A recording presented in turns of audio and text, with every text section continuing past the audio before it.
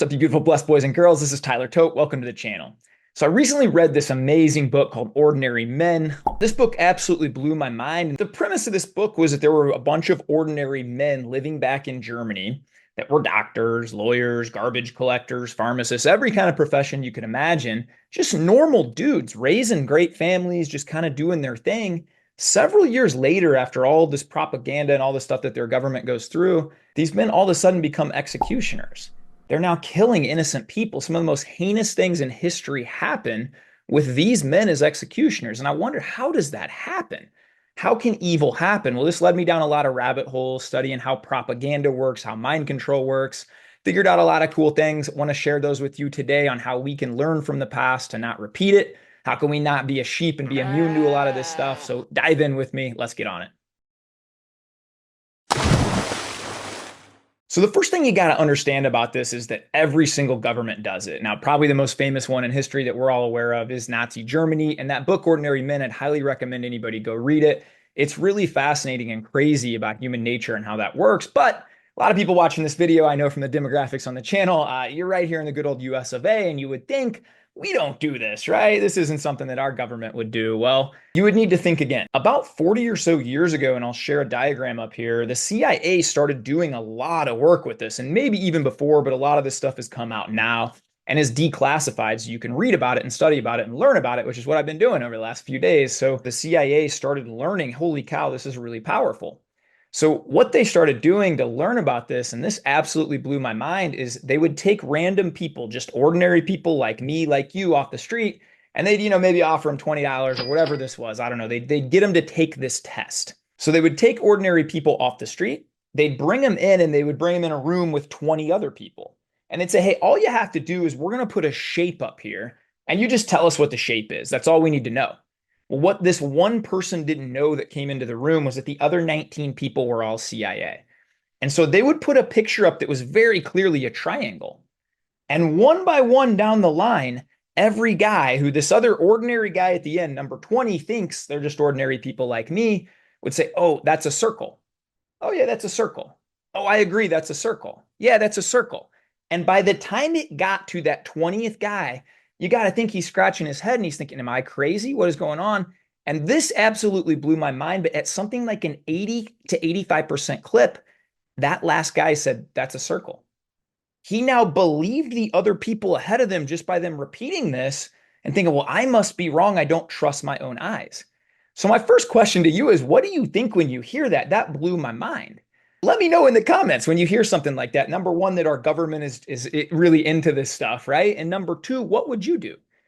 I'll be honest, my first thought was my dad.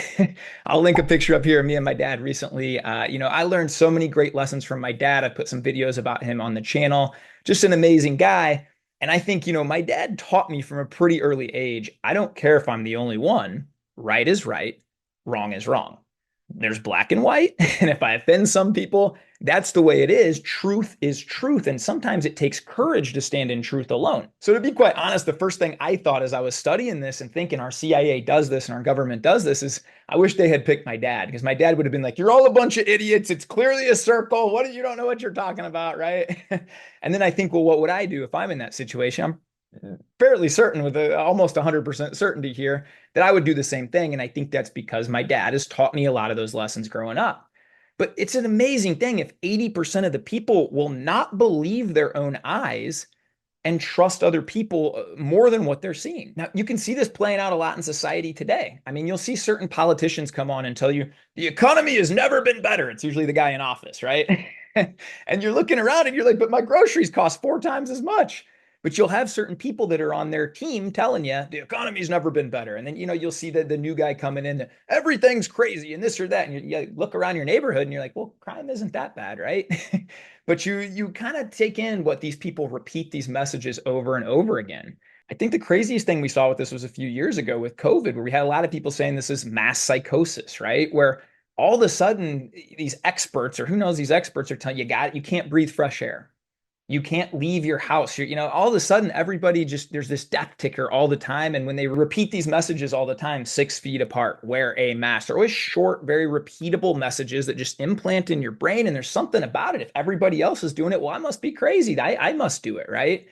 And I'm so grateful looking back that I think my dad did give me a lot of tools how to get out of this because I think I saw some of that and what was happening early. And look, I'm not one to sit here and say like this pandemic never happened. It's really sad anytime anyone perishes or whatnot. But if you were a healthy person and you didn't have four plus comorbidities, which the average person that passed from COVID did, you had like something like a 99.99% chance of just being fine and just, having a cold for a few days. The flu disappeared. And now it's back, I think. But it's, you just had a chance of being fine. So why would we shut down the whole world for 2 weeks? I mean, 2 years to flatten the curve, right? Well, we had this maths formation psychosis sort of thing because they're repeating these messages over and over again, which is just wild. Now, I'll tell you a quick little story about my dad. And I think this is the way things have to work. And it goes back to courage and it goes back to truth. So my dad's managing an auto parts store and it's pretty wild. They come in one day just out of the blue. This is, a couple decades ago. And they say, anybody that has facial hair has to shave it. We want a clean image in this company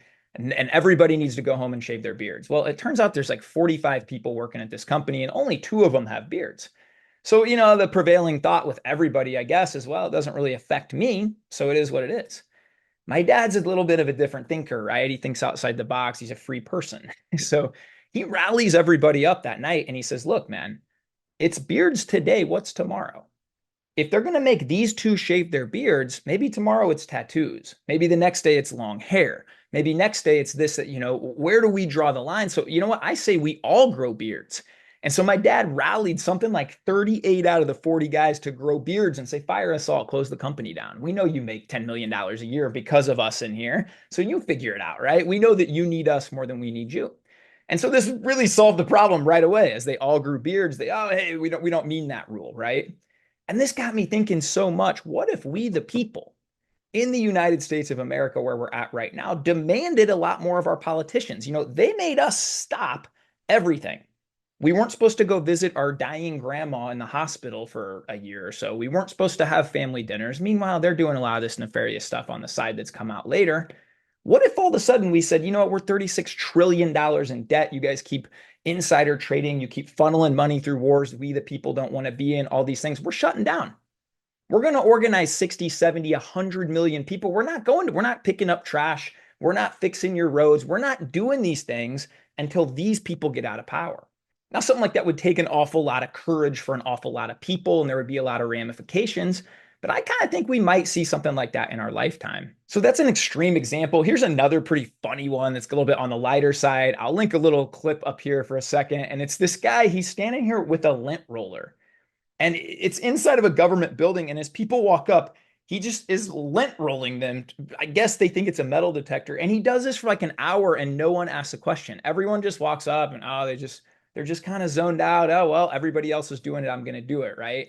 When you start doing some research on the brain, and I'm real into, I want to know why we do the things we do, real curious guy. And so I learned 95-ish to 98% of our life, we're subconscious, which means we're just doing what we do because that's what we do. We're not really consciously thinking about it.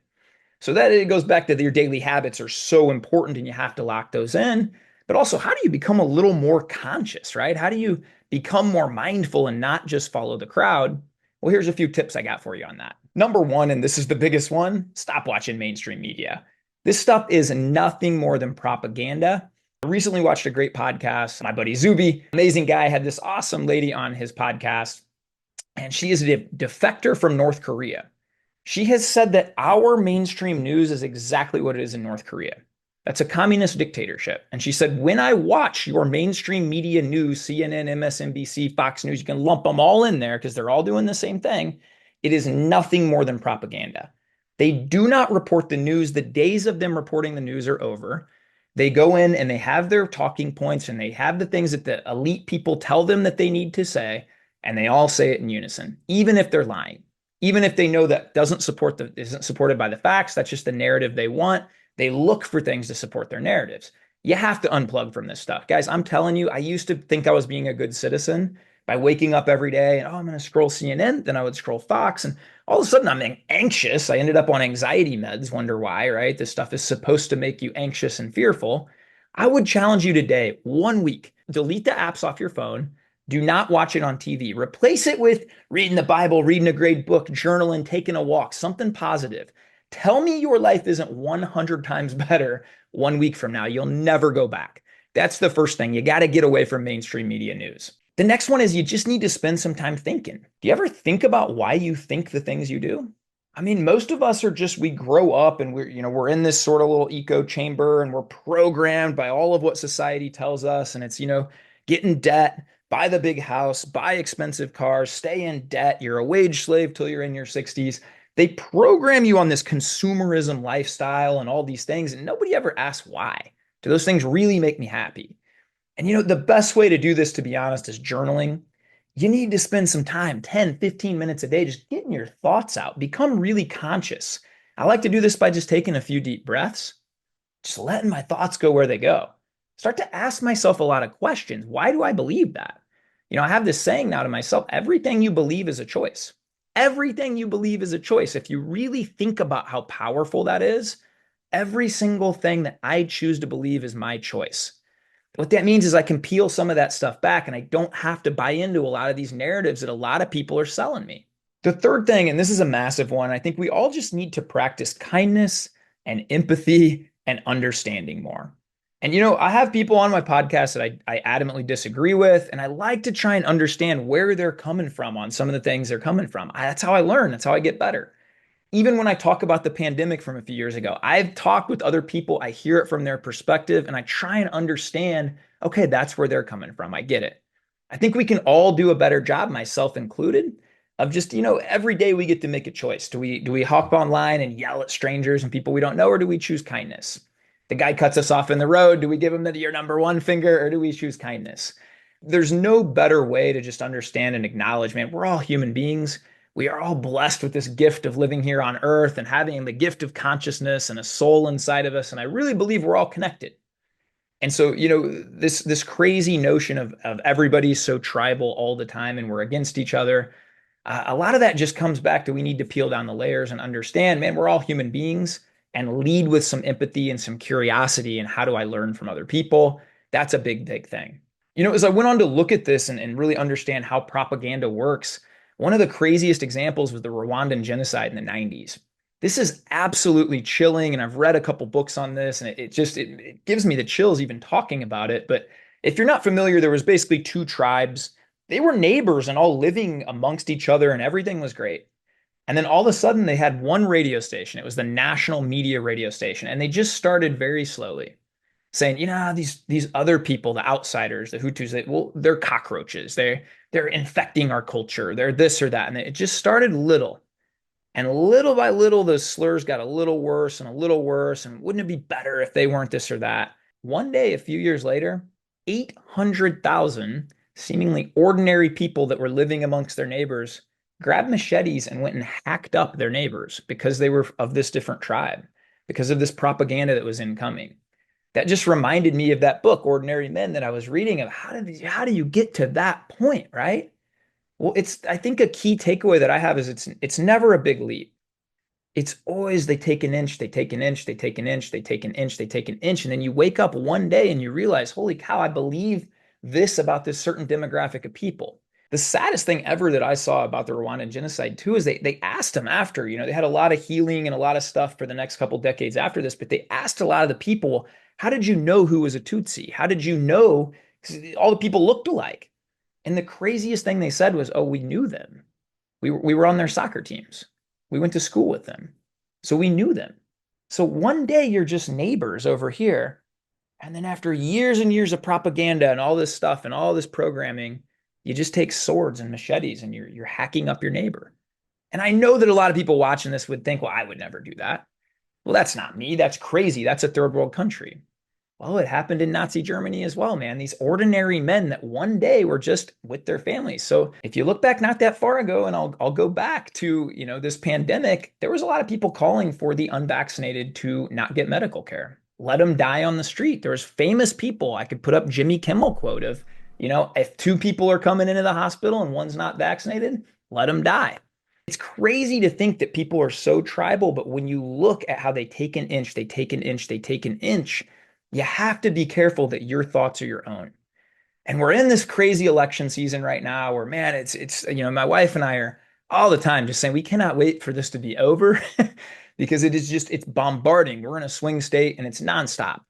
And it's so tribal, and it's that to always blame the other person and to always hate the other side and to everything's negative about them. And sometimes we just need to pause. We need to think about the way we think.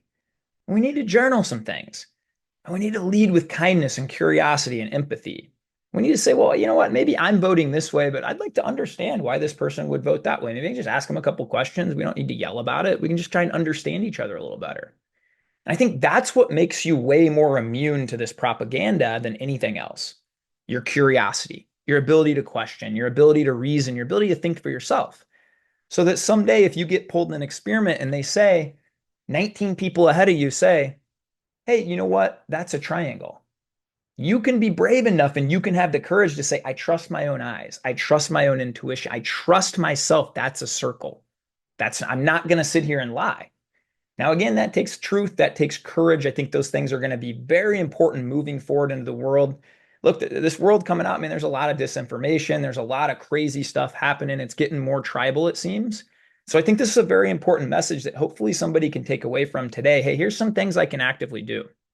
Number one, get away from mainstream media. Lead with that kindness, empathy. Start journaling. Get outside your own head. Think about why you think the things that you think. Challenge your own beliefs. This is something for me. To be honest, don't vote the same way I did a decade ago. I've challenged a lot of the beliefs and a lot of the thinking in my own mind. I don't think the certain way on certain things that I do 2 or 3 years ago. I'm always trying to learn, question, grow, and evolve, and I challenge you to do the same.